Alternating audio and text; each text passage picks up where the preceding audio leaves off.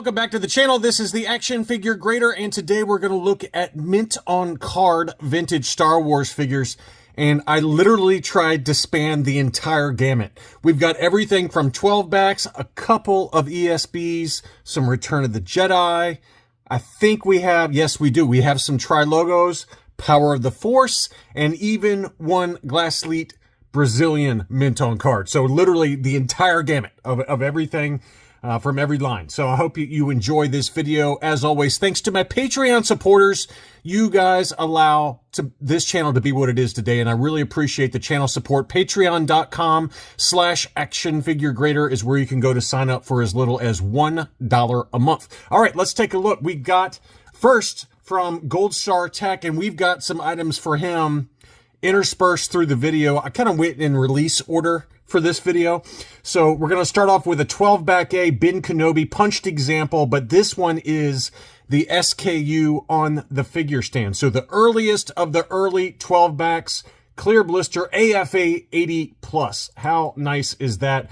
80, 80, 85 were the sub scores on that one. And as you can see on the AFA label, SKU on the figure stand, that just means that the actual figure stand inside the blister has an SKU number, and that signifies that this is the earliest of the early 12 backs, 12 back A's. 29.28 was the final winning bid on that one, 39 bids. Awfully nice example from Gold Star Tech. And again, we've got some more items coming up from that seller. A 12 back A C-3PO. This one was a punched example graded by CAS. And here's the label on this one. It was a fairly low grade because of the blister score. And again, I know I've mentioned this many times, but if you're new to grading, if you've got one subscore that is significantly lower than the other two subscores, it can bring the entire grade down to whatever that subscore was. So it's not an average, right? It's not an average of the subscores. In this case, you've got a card 85 score, figure 85 score, but because the blister was so quote-unquote bad and only got a 70, it only got a 70 plus, which is correct. That's the way it should be. You can't give this thing an 80 with two 85 subscores and a 70 subscore. Now, sometimes they do round it up. If the 70 is not so bad, maybe, then maybe it gets the 75. And I've seen that happen too. But because you can see right here on this blister, it's got, and maybe that doesn't show that well, but on my screen, you can see that this blister's got a major ding in the on the upper left-hand corner.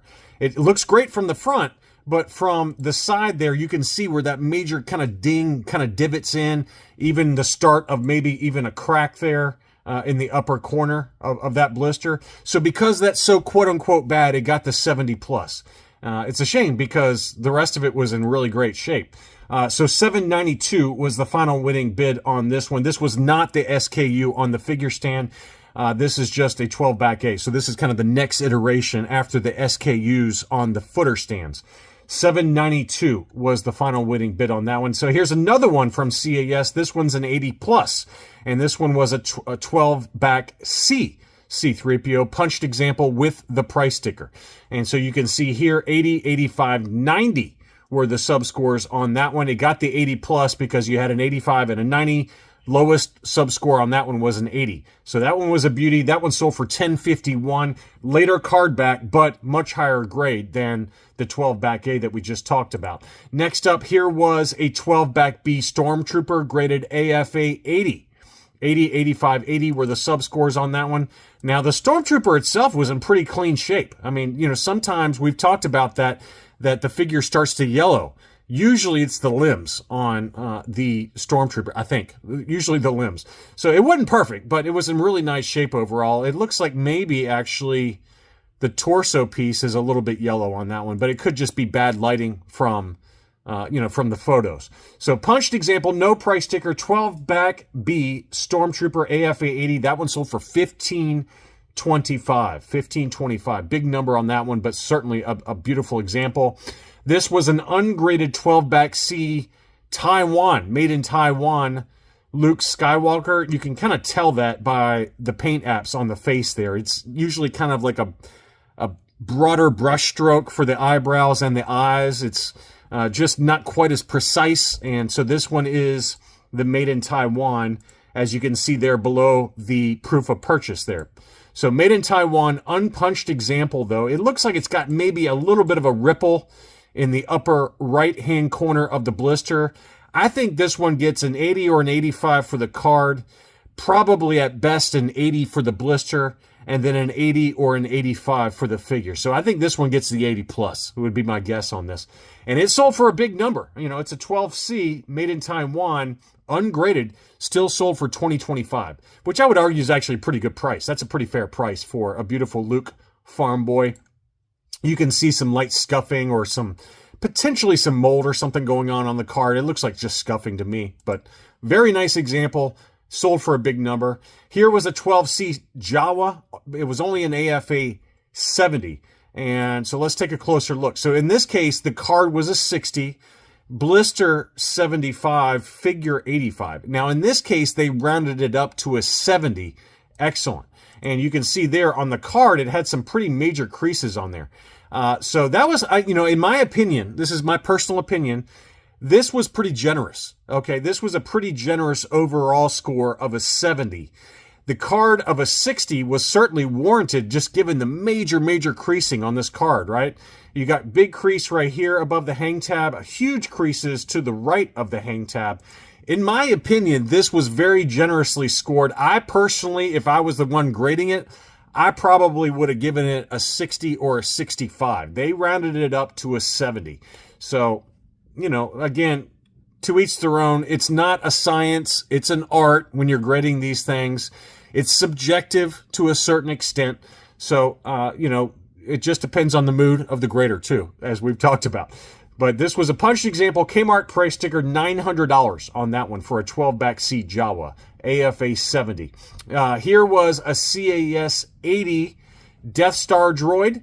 This one had the Child World Children's Palace sticker. It was a punched example. This was a 20-back E 80, 85, 80 were the sub scores on that one. That one sold for $565. That's a really good deal.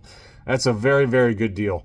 And somebody got a pretty good deal on that, in my opinion. Here was a yellowed blister Kenner Canada 41-back C Han Solo Hoth. So you can see there, Kenner Canada yellowed, straight 80s for the sub score, unpunched, no price sticker, $371. Again, I think if that had been a cleared blister, probably double that, pretty comfortably, $600, $650, pretty comfortably would be my guess on that one. That one sold for a pretty big discount just because, I guess, of the very lightly yellowed blister. I thought that was a pretty good deal, though, for a Kenner Canada La Guerre des Étoiles.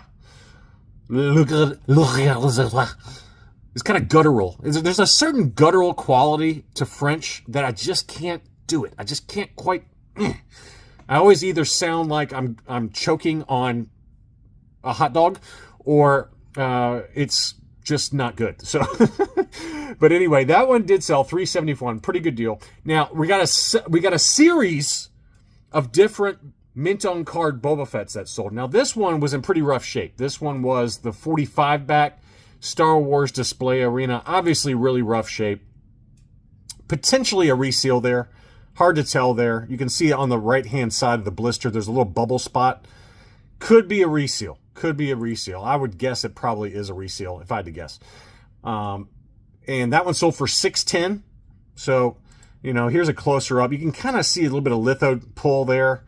I personally think that this one has been resealed. But I wanted to at least show it, So this is the lower end of the value, $610. And then we go on to Gold Star Tech. Now, the interesting thing is on this Palatoy 45-back C, this is a Toy Tony. Okay, this is absolutely a Toy Tony. And it's sold twice. So the first time it sold for $910, which is a bargain. Usually, even Toy Tonys for Boba Fett on these Palatoy cards, they're very pricey. Usually they sell $1,800 to $2,000, somewhere in that ballpark right now. So this one sold the first time at $910. I guess the buyer did not pay, so he relisted it and it sold a second time for $21.25, which is kind of a little bit closer. It's maybe even slightly above market, right? So I don't know what happened on this one. $9.10 is way too low. That's a crazy man price. If you got it for that, you should have paid if you were the winning bidder on this one. Let's see if we can check out the bidding history on this one.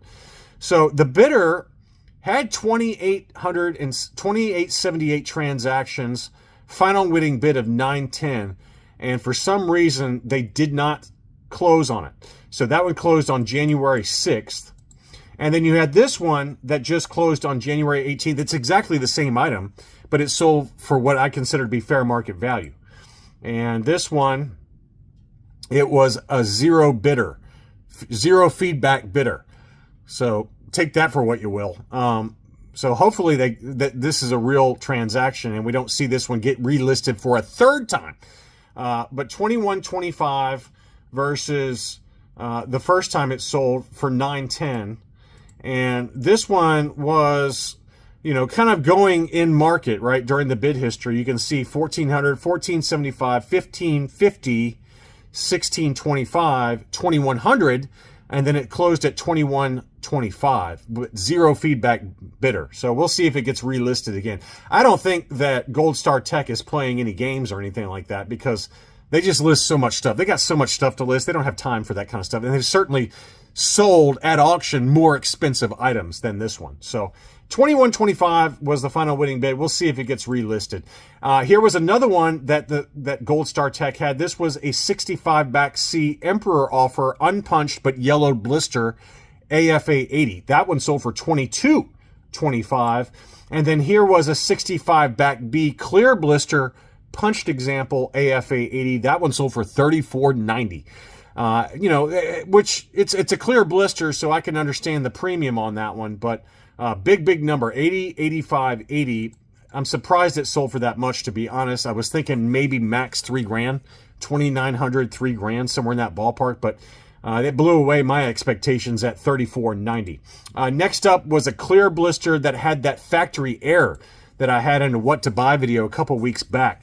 This one had the upside down blister and it had two blasters packed in with the Jawa. So this is a 65A Jawa clear blister that was put in upside down and it had two blasters.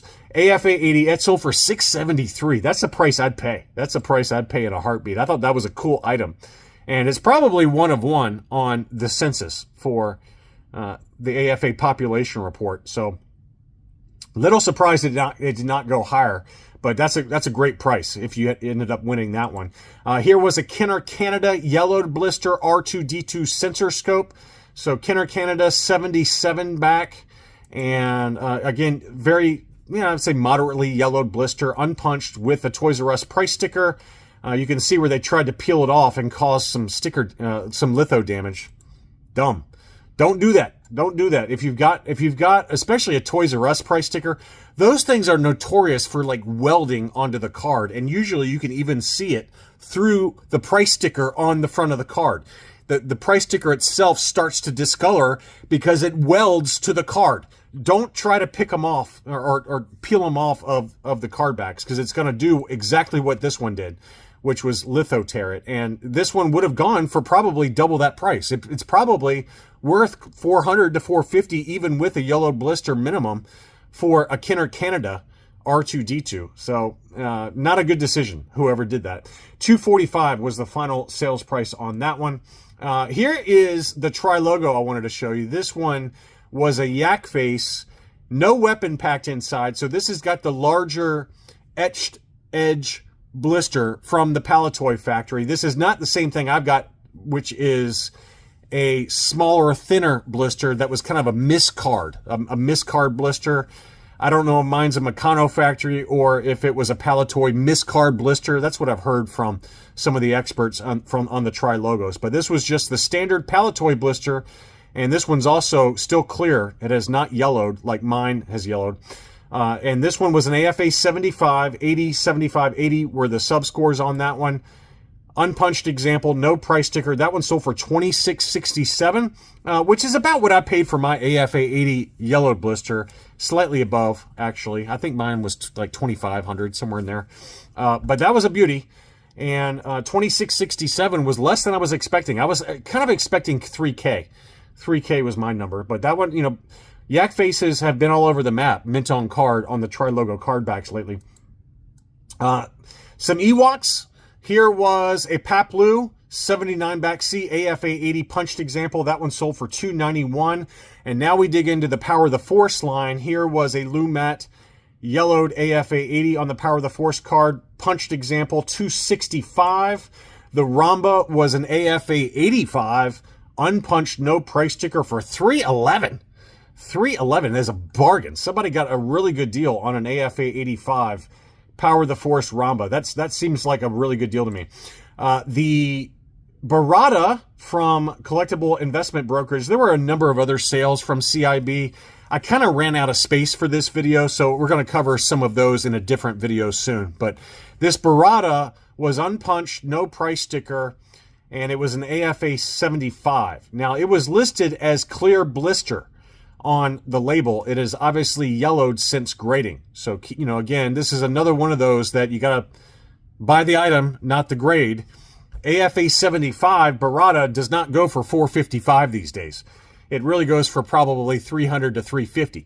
So somebody probably overpaid by about 30% just to get that clear, quote unquote, clear label, clear blister label on the AFA label. So, you know, this, even with the archival case, it's still yellowed inside the blister or inside the case. So don't overpay. All right. This is yet another example where somebody overpaid for, you know, if it was an AFA 85, even an 80 plus, $455 is probably market. But Barada on the Power of the Force card is, you know, AFA 75 is not $455 these days. I'd say at best $300, maybe $350 if you're being very generous for it. But $455 was too much. Here was an AFA 85 Imperial Dignitary. This is from the same seller as the Ewoks on the Power of the Force card. That one sold for $455. Punched example. Maybe, I guess that's fair. I don't know. You know, it was an AFA 85, so, you know, you're going to pay a little bit more for it. Back to Gold Star Tech. Here is that beautiful Power of the Force Yoda. Punched example, no price sticker, CAS 80 on this one. 80, 85, 80 were the subscores. We know how expensive Yoda is on this particular card back. A little bit rare, and the price reflected that. $23.58 on 41 bids for that one. So that is kind of in line with market. I mean, I don't think that was a steal, and I don't think that was an overpay by any means. We've seen plenty of data points over the last year that are in line with this sale of $23.58. Finally, from Gold Star Tech was that Glasslite Brazilian R2-D2 Droids pop-up lightsaber, mint on card. That one sold for $1,600. Pretty fair deal in my mind.